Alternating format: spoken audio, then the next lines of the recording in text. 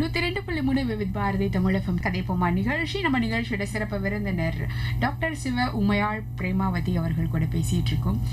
Professor, காலேஜில் assistant ப்ரொஃபஸராக இருக்காங்க. நீங்கள் வந்துட்டு இப்போ லாஸ்ட் டைம் நம்ம பேசிகிட்டு இருக்கும்போது ஃபேமிலி பற்றி இது பேசிகிட்டு இருக்கோம். 4 வருடங்களுக்கு முன்னாடி தான் உங்களை நீங்கள் அடையாளப்படுத்திக்கிட்டீங்க அப்படின்னு நீங்கள் சொன்னீங்க. சூழ்நிலை, குடும்ப சூழ்நிலை எல்லா பக்கமுமே. வீட்டில் உங்களுக்கு வந்து அதிகமான அந்த அழுத்தம் இருந்ததா? ஐ மீன், நம்ம இவ்வளோ சீக்கிரம் சொல்ல வேணான்னு இருந்ததா, இல்லை வெளி உலகத்துக்கா? எதுக்காக நீங்கள் இவ்வளோ நாள் எடுத்துக்கிட்டீங்கன்னு கேட்குறேன் மேம். நம்ம ஓகே, நீங்கள் சொல்கிற மாதிரி எல்லாத்துலேயும் ஸ்டேபிளாக இருக்கணும், அப்புறமா நம்ம பண்ணணுங்கிறத. பட் இருந்தாலும் எதோட அழுத்தம் உங்களை இவ்வளோ நாளாக காக்க வச்சுதுன்னு நினைக்கிறீங்க?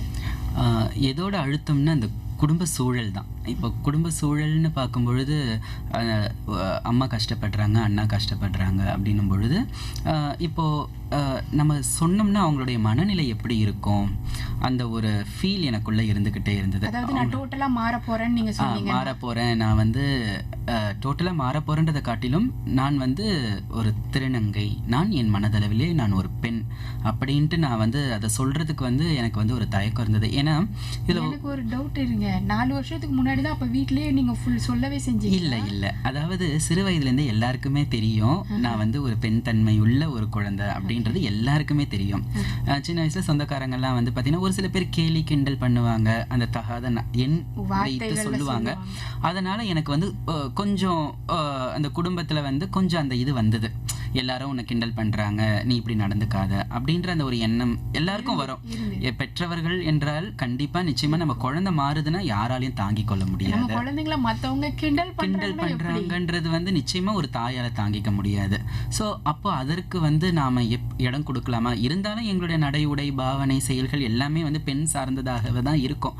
ஆனா நான் நல்லா படித்தேன் அப்படின்றதுனால நான் கொஞ்சம் நானும் எனக்கான டைமை நான் எடுத்துக்கிட்டேன். என்னுடைய ஒரு அம்மா கிட்ட வந்து நான் சொன்னது வந்து பார்த்தீங்கன்னா வந்து ஒரு 6 வருடத்திற்கு முன்பு சொன்னேன். அம்மா கிட்ட சொன்னேன், நான் வந்து நீங்க நினைக்கிற மாதிரி கிடையாது, நான் மனதளவிலே நான் ஒரு பெண்ணாக இருக்கிறேன், நான் வந்து ஒரு பெண்ணாக வாழ விரும்புகிறேன் அப்படின்னு சொல்லும் பொழுது அம்மா வந்து கொஞ்சம் அதிர்ச்சியானாங்க.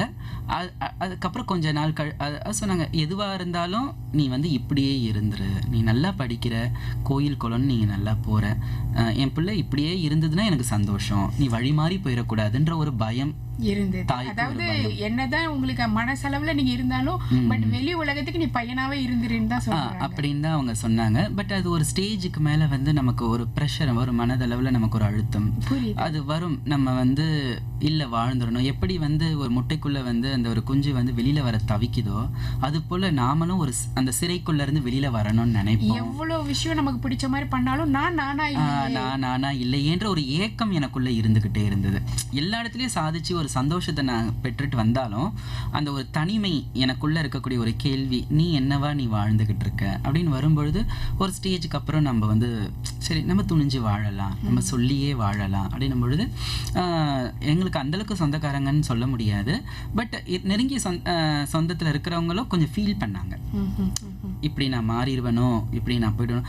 எல்லாருக்கும் ஒரு இது என்னன்னா நம்ம மாறிட்டோம்னா வேற மாதிரி போயிடுவேணும்னு ஒரு பயப்படுறாங்க. அவங்க நிறைய பாக்குறாங்க. ஏன்னா உலகத்துல சமுதாயத்துல அந்த மாதிரி நடக்குதுங்கிறத விட எது அப்படி நடக்குது அதுதான் வேகமா காட்டுறாங்க இல்லையா? இன்னொன்னு வந்து சேஃப்டி. இப்போ சேஃப்டி இல்லை. ஆக்சுவலாக வந்து இப்போ ஒரு பெண்ணும் ஒரு திருநங்கையும் சாலையில் நடந்து செல்லும் பொழுது யார் வேணாலும் ஈஸியாக ஒரு திருநங்கையை வந்து இது பண்ணிடலாம். அப்போ வந்து சேஃப்டின்னு பார்க்கும் பொழுது எங்களுக்கு சேஃப்டி ரொம்ப கம்மியாக இருக்குது. அப்போ வீட்டில் இருக்கவங்க என்ன நினைக்கிறாங்கன்னா பயப்படுறாங்க, நீ இந்த மாதிரி ஒரு ஆடையை போட்டுட்டு போனீங்கன்னா பின்னாடி யாராவது தவறாக நம்மளை நினைப்பாங்களோ. அப்போது அந்த ஒரு உளவியல் சிக்கல்கள் நிறைய இருக்குது குடும்பங்களில். உங்களுக்கு தெரியும் உங்களால் சேஃப் அண்ட் செக்யூராக வாழ முடியும், பட் அந்த நம்பிக்கையை அவங்களுக்கு கொடுக்கறதுக்கு உங்களுக்கு கொஞ்சம் டைம் எடுத்துக்கிச்சு. இப்போ வந்து நான் ரொம்ப தன்னம்பிக்கையோட நான் போறேன். என்னுடைய இந்த ஸ்பிரிச்சுவல் ஐடென்டிட்டி வந்து எனக்கு வந்து ரொம்ப தன்னம்பிக்கையை கொடுக்குது. இப்போ நீங்க வெளியில போகும்போது உங்களை யாரும் இப்ப அப்படி கூப்பிடவும் முடியாது, கிண்டல் பண்ணவும் முடியாது. ஏன்னா the way you appear அப்படிங்கிற அந்த பார்க்கும்போதே தெரிஞ்சிடுது. இருந்தாலும் சில விஷயங்கள் நடக்கும், பட் அதையும் நம்ம ஓவர் கம் பண்ணி போயிட்டு தான் இருக்கோம் இன் டே டு டே லைஃப்ல. பட் அதை நம்ம பர்சனலா எடுத்துக்கிட்டோம்னா நம்ம அடுத்த ஸ்டெப் இந்த சமுதாயத்தில் எடுத்து வைக்க முடியாது. யாரா இருந்தாலும் நடக்குது, ஆணா இருந்தாலும் சரி, பெண்ணா இருந்தாலும் சரி, திருநங்கை யாரா இருந்தாலும் சொசைட்டில எல்லா விஷயத்தையும் ஃபேஸ் பண்ணி தான் ஆகணும். பிகாஸ் நமக்கான கடமைகள் இருக்கு. ஸோ அப்படி இருக்கும் பொழுது இப்போ வந்து கொஞ்சம் கொஞ்சமா என்னுடைய வீட்டில் வந்து நான் புரிய வச்சேன். நான் இப்படிதான் பொழுது என்னுடைய அண்ணா வந்து எனக்கு கொஞ்சம் சப்போர்ட் பண்ணாங்க.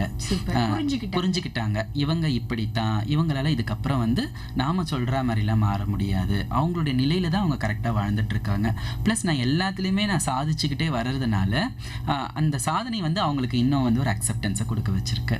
இன்னைக்கு நான் நானாவே வாழறேன். வேற எந்த ரூட்லயும் போக மாட்டாங்க இவங்களுக்குங்கிற பார்த்து வேற மாதிரி. ஆமா, அந்த ஆன்மீகம் நான் முன்ன சொன்னது போல ஆன்மீகம், என்னுடைய கல்வித்துறை, என்னுடைய மருத்துவ கல்வித்துறை இப்படின்னு வரும்பொழுது நான் சரியா போயிட்டு இருக்கிறேன்றதை இப்போ அவங்க புரிஞ்சுக்கிட்டாங்க. ஸோ அக்செப்டன்ஸ், இப்போ அக்செப்டன்ஸோட தான் நான் வீட்டில் இப்போ வந்து என்னுடைய ஐடென்டிட்டியோட நான் வாழ்ந்துட்டு இருக்கேன். கடந்த 4-5 வருடங்களாக நான் என்னுடைய பெண் அடையாளத்தோடு தான் நான் வாழ்ந்துகிட்டு இருக்கேன். ஓகே, இப்போ நீங்க அண்ணா பத்தி சொன்னீங்க இல்லையா, அண்ணா அக்செப்ட் பண்ணிக்கிட்டாங்க. பட் இருந்தாலும் நீங்க எல்லாரும் ஒரு கூட்டு குடும்பமா இருக்கிறதுனால அண்ணாவோட ஃபேமிலி அண்ணி எல்லாம் உங்களுக்கு எல்லாருமே இப்ப அக்செப்ட் பண்ணிக்கிட்டாங்க, புரிஞ்சுக்கிட்டாங்க. அதாவது எல்லாருமே கொஞ்சம் கொஞ்சமா அப்படியே புரிஞ்சுக்க ஆரம்பிச்சாங்க. இப்ப டோட்டலா எல்லாருமே புரிஞ்சுக்கிட்டாங்க. புரிதல் தாங்க வாழ்க்கையோட சந்தோஷமே. நமக்கு பிடிச்ச மாதிரி வாழணும் அப்படின்னு அடுத்தவங்க முகம் சுளிக்கிற அளவுக்கு வாழ்றவங்களுக்கு மத்தியில நமக்கு பிடிச்ச மாதிரி நேர்மையா அடுத்தவங்க முகம் சுளிச்சாலும் கொஞ்ச நேரத்துல இவங்களுடைய விஷயங்களை வந்து கேட்கும் போதும் அவங்க பண்ற விஷயங்களை பார்க்கும் போதும் அவங்களுடைய முக மாற்றம் அப்படியே மாறி அவங்களுக்கு சப்போர்ட் பண்ண ஆரம்பிச்சிடுறாங்க. அந்த மாதிரி தான் டாக்டர் சிவ உமையாள் பிரேமாவதி அவர்கள். தொடர்ந்து நம்ம அவங்க கிட்ட பேசலாம். நீங்க சொல்லுங்க மேம், நான் எதுக்காக இந்த டெல்லக்கே இந்த விஷயத்தையே சொன்னேன், அந்த வார்த்தைகளையே உங்களை முன்னாடி அந்த மாதிரி ஏதாவது பார்த்துருப்பாங்க, இல்லை உங்களை கிண்டல் பண்ணியிருப்பாங்க, அதுக்கப்புறம் உங்களை வந்து பாராட்டி இருப்பாங்க, உங்க கூட க்ளோஸா இருப்பாங்க இல்லையா, அவங்கள பத்தி சொல்லுங்க. நீங்க மென்ஷன்லாம் பண்ண வேண்டாம், பேரு அது இதெல்லாம் சொல்ல வேண்டாம், பட் அந்த மாதிரி அனுபவம் இருந்ததுன்னா பகிர்ந்துக்கோங்க. நிச்சயமாக. அதாவது சிறு வயதுல வந்து நண்பர்கள் வந்து ஒரு பருவம் அறியாத அந்த நண்பர்கள் வந்து சும்மா கிண்டல் அடிப்பாங்க. ஸோ கிண்டல் அடிக்கும் பொழுது இப்போ வந்து நான் அதே ஐடென்டிட்டியோடவே வந்து நிற்கும் பொழுது இப்போ வந்து அவங்க ஆச்சரியப்படுறாங்க. அதுவும் நான் வந்து நல்லா சாதிச்சிருக்கேன், நல்ல ஒரு மருத்துவ பேராசிரியராக இருக்கேன் அப்படின்னும் பொழுது அந்த ஒவ்வொரு ஸ்டேஜ்லேயும் ஒவ்வொரு விதமான ஒரு புறக்கணிப்பு, ஒரு கிண்டல்கள்லாம் இருந்தது. பட் இன்னைக்கு வந்து என்னோட ஐடென்டிட்டியோட நான் நிற்கும் பொழுது அவங்க வந்து நிச்சயமா நான் அதை வந்து ரொம்ப அட்மையர் பண்றாங்க, பார்க்குறாங்க. எங்களுடைய ரிலேட்டிவ்ஸ், இப்போ கொஞ்சம் ரிலேட்டிவ்ஸ் இருக்காங்க, சிறு வயதுலலாம் என்னை ரொம்பவே ஹர்ட் பண்ணியிருக்காங்க, சொல்லால் ஹர்ட் பண்ணியிருக்காங்க. பட் ஸ்டில் இப்போ வந்து அவங்க, நான் வந்து ஒரு மருத்துவ பேராசிரியராகவும் ஒரு திருநங்கை பெண்ணாகவும் என்னை பார்க்கும் பொழுது அவங்க வியப்படைகிறாங்க. அவங்களுக்குள்ள ஒரு சின்ன ஒரு நெருடல் இருந்திருக்கலாம், நம்ம தவறா சொல்லியிருக்கோமோ, பட் எந்த அளவுக்கு அவங்க சாதிச்சிருக்காங்கன்னு இருந்திருக்கலாம். பட் வெளியில அது யாரும் சொல்லல. பட் அவங்க உங்களுக்கே தெரியுது இல்லையா, அவங்க முன்ன ரியாக்ட் பண்றதுக்கும் இப்போ அவங்க ரியாக்ட் பண்ற அந்த ரியாக்ஷன் நிச்சயமா நிறைய வித்தியாசத்தை நான் பார்த்துட்டு இருக்கேன். நிறைய அதை பார்க்கும்போது உங்களுக்கு என்ன தோணும்? மாறா ஜெயிச்சிட்டேன் அப்படிங்கிற மாதிரி இருக்குமா? நிச்சயமாக நாம வந்து சைலண்டா ஜெயிச்சிட்டோம் அப்படின்ற ஒரு ஃபீல். என் வாழ்க்கையில வந்து ரொம்ப ஆர்ப்பாட்டம்லாம் இருக்காது. இப்ப யாராவது என்ன ஒரு மாதிரி பேசுறாங்க, கிண்டல் அடிக்கிறாங்கன்னா அது என் மனசுக்குள்ள பதிஞ்சிருமே தவிர I never react. But at the end I will prove my self. அதுதான் என்னுடைய இது.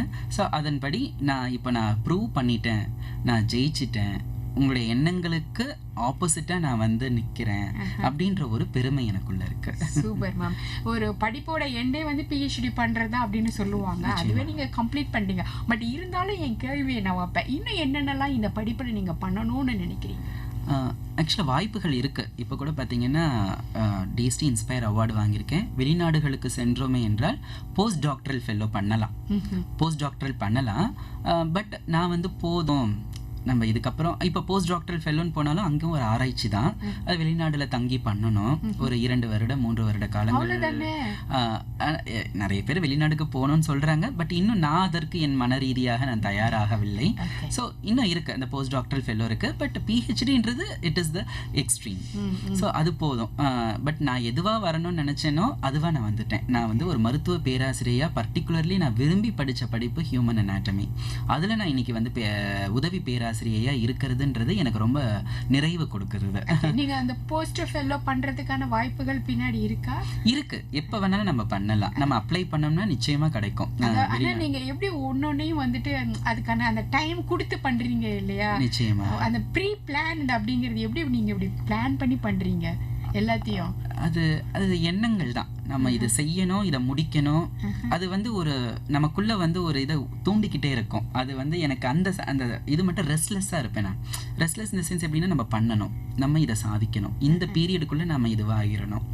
அந்த அந்த எண்ணங்களுக்கு அந்த ஒரு வலிமை, நீங்கள் சொன்னது போல் நம்ம எதை நினைக்கிறோமோ நம்ம அதுவாகவே மாறுகிறோம். அப்போ நான் ஒரு ஸ்டேஜில் வந்து நான் வந்து நிச்சயமாக நான் மருத்துவ பேராசிரியா, நான் ஏதாவது ஒரு ஆஸ்பெக்டில் நான் மருத்துவத்துறையில் வரணும்னு நான் சின்ன வயசுலேருந்தே நினச்சேன். அது நடந்துருது. நான் பெண்ணாக வரணும்னு நினைச்சேன், அதுவும் நடந்திருக்கு.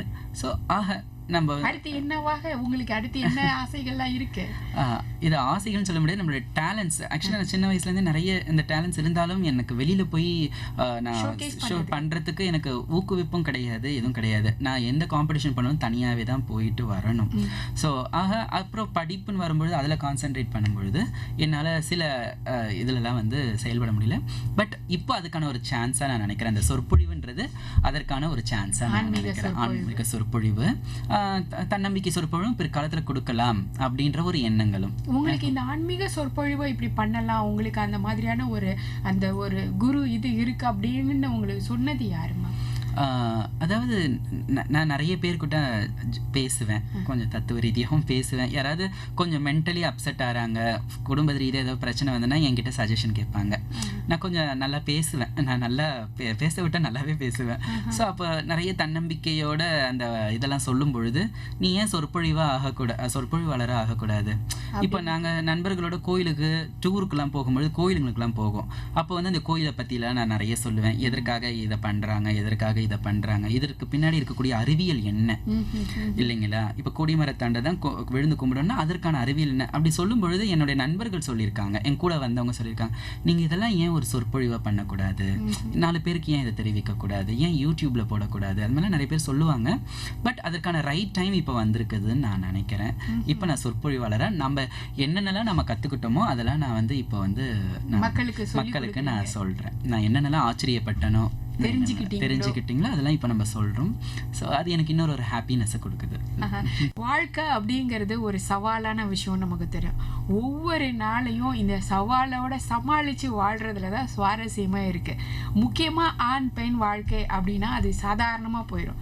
ஆனால் அதையும் தாண்டி ஒரு சில அடையாளங்களோட, அதாவது அவங்களுடைய பெயரில் அவங்களுடைய பிறப்பில் நம்ம வந்து ஒரு சில அடையாளத்தோடு வாழும்போது இன்னும் அதிகமான சவால்கள் இருக்குது. ஸோ இந்த மாதிரி மனிதர்கள் வந்து இவ்வளோ அழகான ஒரு வாழ்க்கையை கட்டமைச்சிட்டு இருக்கும்போது நமக்குலாம் என்ன பிரச்சனை இருந்துட போகுது அப்படின்னு ஒரு யோசிக்க தோணுது இல்லையா? ஸோ அந்த மாதிரியான டைம், ஒரு கஷ்டமான சூழ்நிலை வரும்போது நம்மளோட ஷோவை நீங்கள் வந்து கேட்டுட்டு இருக்கிற இந்த நிகழ்ச்சியை சேவ் பண்ணி வச்சுக்கோங்க. அப்போ நீங்கள் வந்து கேட்டு பாருங்கள், உங்களுக்கு தானாகவே தன்னம்பிக்கை பிறக்கும். வாழ்கிறதுக்கான வழி அப்படியே தெளிவாக கிடைக்கிற மாதிரியே இருக்கும். ஏன்னா அந்த அளவுக்கு ஒரு ஆத்மார்த்தமாக ஒரு தெளிவாக எல்லா விஷயத்தையுமே ரொம்ப ஒரு விளக்கமாக கொடுத்துக்கிட்டு இருக்காங்க டாக்டர் சிவ உமையாள் பிரேமாவதி அவர்கள். நம்ம தொடர்ந்து பேசுவோம் அவங்க கிட்ட. மேம், இந்த கேள்வியை நான் முன்னாடியே வச்சிருப்பேன், பட் கொஞ்சம் நேரம் போகட்டும் அப்படிங்கிறதுக்காக தான். சரி, எல்லாருக்குமே ஒரு லெவலுக்கு தெரிஞ்சு வச்சிருக்காங்க. பட் இருந்தாலும் நீங்க ஒரு மருத்துவ ரீதியான துறையிலேருந்து நீங்கள் வர்றதுனால நீங்கள் எக்ஸ்பிளைன் பண்ணும்போது இன்னும் ஒரு கிளாரிட்டி எங்களுக்கு கிடைக்கும் அப்படிங்கிறதுக்காக தான். திருநங்கை அப்படிங்கிறவங்க யாரு? திருநங்கை அறிவியல் ரீதியாக நீங்கள் சொன்னீங்க. நிச்சயமாக. இப்போ பார்த்தீங்கன்னா இந்த உலகத்தினுடைய உயிர்களினுடைய பரிணாம வளர்ச்சி அப்படின்னு எடுத்துக்கிட்டிங்கன்னா ஆண் பெண் அந்த 3வது பாலினமாகிய ஹெர்மப்ராடைட்ஸ் அப்படின்னு சொல்லுவாங்க. இது வந்து பார்த்திங்கன்னா சிறு சிறு உயிரினங்களில் கூட ஹெர்மப்ராடைட்ஸ் இருக்குது. ஹெர்மப்ராடைட்ஸ்னால் ஆண் பெண் தன்மை கொண்ட உயிரினங்கள். அப்படி பார்க்கும்பொழுது இப்போ வந்து பார்த்திங்கன்னா இந்த குரோமோசோமில் வந்து வேரியேஷன் ஏற்படுது, அதே போல் ஹார்மோனில் வேரியேஷன் ஏற்படுது, அதனால தான் இவங்க பெண் தன்மையோடு மாறுறாங்க அப்படின்னு சொல்கிறாங்க. பட் அது அப்படி கிடையாதுன்னு நான் சொல்ல வரேன். ஏன்னா இப்போ பார்த்திங்கன்னா நம்மளுடைய உடலில் வந்து குரோமோசோம்ஸ் நீங்கள் கேள்விப்பட்டிருப்பீங்க. ஒவ்வொருத்தருடைய செல்லுலேயும் குரோமோசோம்ஸ் இருக்கும். அதில் வந்து பார்த்திங்கன்னா autosomal chromosomes and then sex குரோமோசோம்ஸ்னு 2 இருக்குது. ஓகேங்களா? XY இருந்தால் ஆண், XX இருந்த பெண். இப்போ பார்த்தீங்கன்னா இப்போ இந்த XYயில் வந்து கூடுதலாக ஒரு எக்ஸ் குரோமோசோம் சேர்ந்தா அவங்க வந்து கிளைன்ஃபெல்லர் சிண்ட்ரோம்னு சொல்லுவாங்க. இப்போ அவர்களுக்கு வந்து அந்த பெண்ணுக்கான சில தோற்றங்கள் வருமே தவிர அவர்கள் மனதளவிலே அவர்கள் பெண்களாக திருநங்கையாக உணர்வார்களா என்பது தெரியாது. இப்போ இந்த திருநங்கைகள் என்பது யாருன்னா, அவங்க வந்து பிறப்பால ஒரு ஆணாகத்தான் பிறக்கிறாங்க, XY தான். ஆனால் அந்த உணர்வு ரீதியாக பெண்களாக நாங்கள் எங்களை வந்து அடையாளப்படுத்துவதற்கான அந்த இது வந்து இன்னொரு கொஸ்டினா தான் இருக்கு. It is not a hormone, it is not a hormonal. அறிவியல் ரீதிப்படி இன்னும் இதற்கான ஒரு தெளிவான ஒரு கிடையாது. அதை ஏன் நான் வந்து it is not a disorder. First இது வந்து ஒரு நோய் கிடையாது, இது வந்து ஒரு இது கிடையாது. It is a coexistence. எப்படி ஒரு ஆண் ஒரு பெண் எப்படி ஒரு பரிணாம வளர்ச்சிப்படி உருவாகி வந்திருக்காங்களோ அது போலத்தான் இந்த செக்ஷுவலி டைமார்பிசம், அதாவது பார்த்தீங்கன்னா பாலின ரீதியாக வேறுபட்டவர்கள். they are not separate. But நீங்க வந்து மென்டலி கம்ப்ளீட்டா பெண் தான். பிசிக்கலி உங்களுக்கு அந்த ஹார்மோன்ஸ் சேஞ்சஸோ எதுவுமோ அந்த XY குரோமோசோமோ அதெல்லாம் எதுவுமே இருக்காது. Full and full mentally. ஆமா, மனதளவில் நாங்க முழுக்க 100% பெண்களாகத்தான் நாங்க வாழுகிறோம். அதனாலதான் எல்லா வழிகளையுமே தாங்கிக்கிறீங்க, எல்லா வழிகளையும் தாங்கிக்கிறோம், வழிகளாகவும் எங்களுடைய உருவத்தையும் நாங்க மாத்திக்கிறோம். ஆக it is a coexistence. இந்த பரிணாம வளர்ச்சியில இது ஒரு அங்கம். அதனாலதான் அன்னைக்கே நம்ம பெரியவர்கள் வந்து இறைவனையே 3 பாலாக பெண்ணான் அழியென பெற்றியன் காண்க என்று திருவாசகத்துல மாணிக்கவாசகர் பாடுகிறாரு. மாணிக்கவாசகர் போல 3ஆம் பாலினத்தை மிக உயர்வாக நிறைய திருமூலர் இந்த பிறப்பை, இந்த அழிப்பிறப்பை மிக அழகாக, அதாவது பாத்தீங்கன்னா வலது நாசியின் வழியாக ஒரு ஆணும் பெண்ணும் கூடும் பொழுது வலது நாசியில் இருக்கக்கூடிய மூச்சுக்காற்று ஓகும் பொழுது அந்த சூரியக்கலை ஓகும் பொழுது பிறக்கும் குழந்தை ஆண் குழந்தை, இடகலை அதாவது அந்த சந்திரக்கலை ஓங்கும் பொழுது பிறக்கும் குழந்தை பெண் குழந்தை. இந்த 2 கலைகளும் நேராக சரி சமானமாக இயங்கும் பொழுது பிறக்கக்கூடிய அந்த குழந்தை அர்த்தநாரியாகவோ அழியாகவோ பிறக்கும் என்று திருமூலர் தன் திருமந்திரத்திலே பாடியிருக்கிறாரு. அவ்வளவும் அறிவியல், அவ்வளவும் மருத்துவ அறிவியல். அதனாலதான் அன்னைக்கே நம்ம பெரியவர்கள் வந்து இறைவனையும் 3 பாலாக இல்லைங்களா, கண்டிப்பா ஆணாகவும் பெண்ணாகவும் அழியாகவும் அர்த்தநாரீஸ்வரராகவும் பாடியிருக்கிறாங்க. திருவாசகத்துல பல இடங்கள்ல இறைவனே அழி ரூபமாக இருக்கிறார். அதுதான் சொன்ன இல்லைங்களா, பெண் ஆண் அழியென பெற்றியன் காண்க என்று இறைவனை 3 பால்களாக மாணிக்கவாசகர் பாடுறாரு. சோ திருநங்கை அப்படின்னாலே இப்படிதான். ஆமா, திருநங்கை என்பவர்கள் அந்த இரு பாலுக்கான உணர்வுகளை கொண்டவர்கள் தான். ஆண் பாதி பெண் பாதி, அது எதுவுமே மறுக்கிறதுக்கு முடியாது இல்லைங்களா. சோ அவங்க வந்து அதனால பெண்மையா காட்டிக்கிறதுக்காக அவங்களோட அப்பியரன்ஸை வந்து மாத்திக்கிறாங்க. ஆமா ஆமா, அந்த பெண் மனதளவுல நாம எதுவோ அதுதானே நாம. சுவாரஸ்யமா போயிட்டு இருக்கு நம்மளுடைய கதைப்போமா நிகழ்ச்சி. நம்ம பேசிக்கிட்டு இருக்கோம் டாக்டர் சிவ உமையாள் பிரேமாவதி அலைஸ் தினேஷ் பிரேமாவதி அப்படி கூட சொல்லலாம் நம்ம. நிச்சயமா நிச்சயமா.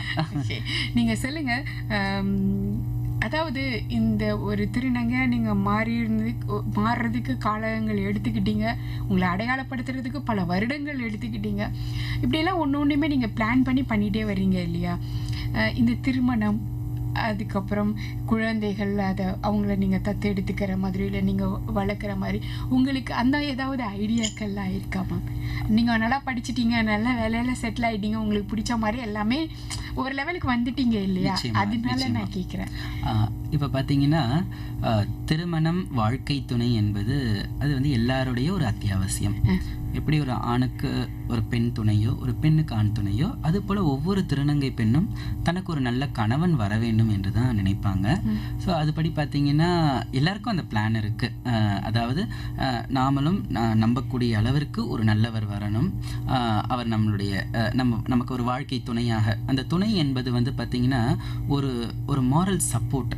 அந்த நம்ம விழும் பொழுது, நம்ம மனம் உடையும் பொழுது அந்த இடத்துல வந்து நான் இருக்கேன்ற அந்த ஒரு தைரியத்தை கொடுக்கிறவரை தான் வந்து இந்த மனம் துணை, அவங்கள தான் துணைன்னு சொல்ல முடியும். துணை என்பது எல்லா ஆஸ்பெக்ட்ஸ்லயும் இருக்குது, துணை என்பது எல்லா ஆஸ்பெக்ட்லயும் இருக்கு. பட் அதை தாண்டி ஒரு திருநங்கை பெண் அப்படின்றவங்களுக்கு வந்து பார்த்தீங்கன்னா, ஏன்னா வாழ்க்கையில எவ்வளோ ஹேர்டில்ஸை வந்து பார்த்துக்கிட்டு வரும், துன்பங்களை பார்த்துக்கிட்டு வரும் பொழுது நமக்கான ஒரு மனதிற்கு இனியவர், அன்பா நமக்காக ஒரு ஆறுதலா 4 வார்த்தை பேச மாட்டாங்களா அப்படின்னு அது வந்து எல்லா திருநங்கைகள் நினைக்கக்கூடிய ஒரு விஷயம்தான். அது போல எனக்கும் அந்த எண்ணம்லாம் இருக்கு. ஒரு நல்ல ஒரு வாழ்க்கை துணை அமைய வேண்டும், ஒரு பிற்காலத்துல நமக்குன்னு ஒரு குழந்தைய தத்தெடுத்து நமக்குன்ட்டு நம்ம ஒரு துணை, எனக்குன்னு ஒரு குழந்தை இருக்குது அப்படின்ட்டு நம்ம ஒரு சந்தோஷம், ஒரு குழந்தைங்கனாலே ஒரு சந்தோஷம் தானே, ஒரு கம்ப்ளீட் லைஃப். இப்போ நீங்க சொன்ன போல எனக்கு எல்லாமே நான் போராடி பெற்றுட்டேன். ஆனா அந்த வாழ்க்கை துணை என்பது வந்து எல்லாருக்கும் அது ஒரு கேள்விக்குறி தானே. அதுவும் இப்படி இருக்கும்பொழுது இன்னும் கூட அது வந்து ஒரு டஃப்பான ஒரு விஷயம் தான். பட் நம்ம அதுக்கு தான் இருக்கே, எண்ணம் போல் வாழ்க்கை. நம்ம எதை வந்து நினைக்கிறோமோ அது நடக்கும். நிச்சயமாக நேர்மையாக நம்மளோட எண்ணத்தை வந்து நிச்சயமாக நாம பதிவு செய்தோம் என்றால் அது நிச்சயமாக ஒரு காலத்துல நடக்கும். அந்த நம்பிக்கை எனக்கு நிறையவே இருக்கு. உங்க கல்யாணத்துக்கு கண்டிப்பா எங்களுக்கு பத்திரிக்கை கொடுங்க. பார்ப்போம். நிச்சயமாக நாங்க வரோம். Thank you thank you. எஸ் மேம், ரொம்ப நன்றி. நீங்க வந்து நான் இந்த கேள்வியை கேட்கலாமா வேண்டாமான்னு ஒரு கொஸ்டின் மார்க்கோட இருந்தேன். கேட்டுதான் பாப்போமே, எவ்வளவுதான் நம்ம படிப்பை பத்தியே பேசுவோம், வேலையை பத்தியே பேசுவோம், கஷ்டத்தை பத்தியே பேசுவோம், கொஞ்சம் அப்படி காதலை டச் பண்ணுவோமா இல்லையா? உணர்வுகளின் பதிவு தானே, அதனால நிச்சயமாக. சோ அப்ப இது வரைக்கும் உங்களுக்கு அந்த காதல் இல்லை? அப்படி கிடையாது. அதாவது ஒவ்வொரு ஆட்டோகிராஃப்ல வர மாதிரி பள்ளிக்கூடத்தில் ஒரு காதல் வரும், கல்லூரியில் ஒரு காதல் வரும். ஆனா நாம உண்மையா இருப்போம். அது எந்த அளவுக்கு அது உண்மையா இருக்குன்னு தெரியாது. பட் ஆனா கடந்தாச்சு, வாழ்க்கை கடந்தாச்சு. ஏனென்றால் நாம வந்து அந்த சக்சஸ் என்கின்ற அந்த பாதையை நோக்கி செல்லும் பொழுது இது வந்து எனக்கு செகண்டரியா தெரிஞ்சது, பெரிய விஷயமா இல்ல. அதனால now I succeeded. Okay super. So அதே மாதிரி இந்த சக்சீடட் அப்படிங்கிற வார்த்தையை வந்து நீங்க கல்யாணம் பண்ணதுக்கு அப்புறமா சொல்வீங்க பாருங்க, நான் நினைச்ச மாதிரியே இப்ப பாத்தீங்கல்ல அப்படிங்கிற மாதிரி. Thank you ma'am, thank you so much. Yes நேர்களே, கதைப்போமா நிகழ்ச்சியோட நிறைவு பகுதியை நம்ம கொஞ்சம் கொஞ்சமாக நெருங்கிட்டு இருக்கோம். நம்ம பேசிகிட்டு இருக்கோம் டாக்டர் சிவ உமையாள் பிரேமாவதி அவர்கள் கிட்ட தான். நீங்கள் சொல்லுங்கள் மேம், நம்ம இவ்வளோ நேரம் நிறைய விஷயங்களை நம்ம பற்றி பேசிகிட்டே இருந்தோம். உங்களை மாதிரி ஒரு மனநிலையோடு இருக்கிற குழந்தைங்க இருக்காங்க இல்லையா, அதாவது ஸ்கூல் படிச்சுட்டு இருக்கிறவங்க, இல்லை கல்லூரி கூட இருக்கலாம், அவங்களுக்கு நீங்கள் என்ன சொல்லுவீங்க மேம்? இப்போ பார்த்தீங்கன்னா அந்த மாதிரி குழந்தைகள் இப்போ வளர்ந்து வரக்கூடிய, இப்போ அந்த மனதிற்குள்ள பெண்ணாக வாழக்கூடிய அந்த குழந்தைகளுக்குள்ள நான் என்ன சொல்லுவேன்னா, படிங்கன்னு சொல்லுவேன். அதற்கு முன்னாடி வந்து பள்ளி பாடத்திட்டங்களில் திருநங்கைகள் என்பவர்கள் யார், அவர்களை பற்றின ஒரு புரிதல் வந்து பாடத்திட்டங்களில் வந்து இன்னும் நல்லா வரணும்னு நான் நினைக்கிறேன். அப்போ வந்து இப்போ இருக்கக்கூடிய ஜெனரேஷன்ஸ் புரிஞ்சுக்கிறாங்க. ஸோ அந்த மாறுதல்கள் இருந்தது அப்படின்னா, இப்போ எங்களை போல் இப்போ ஒரு குழந்தை இருக்கிறாங்கன்னா அவங்க வந்து தன்னம்பிக்கையோட வெளியில் வரணும். அவங்க வந்து இதை மறைக்கணுன்றது அவசியம் கிடையாது. ஆனால் கல்வி வந்து மிகவும் முக்கியம். ஏனென்றால் கல்வின்னு ஒன்று இருந்தால் மட்டும்தான் நம்ம இந்த உலகத்தில் வந்து நம்ம ஸ்டாண்டப் நம்மளால் நிற்க முடியும். இல்லைன்னா வந்து நம்ம எப்படி போகும் நமக்கே தெரியாது. ஏன்னா லைஃப்ன்றது ஒரு குவெஸ்டின் தான். ஆனால் கல்வின்னு ஒன்று இருந்ததுன்னா நிச்சயமாக நம்மளுடைய லைஃப்பை நம்மளால் டிசைன் பண்ண முடியும். ஸோ அந்த ஆஸ்பெக்டில் நான் என்ன சொல்ல வரேன்னா, படிங்க, தன்னம்பிக்கையை வளர்த்துக்கணும், போராட்ட குணம். ஏனென்றால் நானும் வந்து ஒரு ஏழ்மையான குடும்பத்துல இருந்து தான் வந்தேன். ஸோ எனக்கு எதுவுமே அவ்வளவு எளிதில் கிடைக்கல. ஒவ்வொரு விஷயமும் நான் போராடி போராடி போராடி போராடி எல்லா இடத்துலையும் எந்தெந்த இடத்துலலாம் நமக்கு வாய்ப்புகள் கிடைக்குமோ அந்தந்த இடத்துலலாம் நின்று தான் நான் போராடி வந்திருக்கேன். நமக்கு போராட்ட குணம் நம்ம வளர்த்துக்கணும்னு சொல்கிறேன். இப்போ நம்ம போகிற இடத்துல 4 பேர் நம்மளை வந்து ஒரு மாதிரி பார்ப்பாங்க, அதெல்லாம் நம்ம கண்டுக்கக்கூடாது. நாம் வந்து நம்மளுடைய ஃபோக்கஸ் நாம் வந்து சாதிக்கணும். அந்த ஒரு ஃபோக்கஸ் நாம் வந்து சாதிக்கணுன்றதை காட்டிலும் நம்மளுடைய அன்றாட வாழ்க்கைன்னு ஒன்று இருக்குது. அதை பூர்த்தி செய்வதற்காக நமக்கு ஒரு வேலை வேணும். ஏன்னா படித்தவங்களுக்கே இன்னைக்கு வந்து வேலை கிடைக்கிறது ரொம்ப கஷ்டம். இப்போ பார்த்தீங்கன்னா நான் டாக்டரேட் முடிச்சிருக்கேன், but still I was struggled a lot. இன்னைக்கு வந்து நான் மருத்துவக் கல்லூரியில் சேர்றேன்னா முழுக்க அது கவர்மெண்ட் இன்டர்வியூவில் நான் எக்ஸலண்ட்டாக பர்ஃபார்ம் பண்ணதுனால நிறைய கிரெடிட்ஸ் எனக்குள்ளே இருக்கிறதுனால I got selected. I am a single person selected in that interview.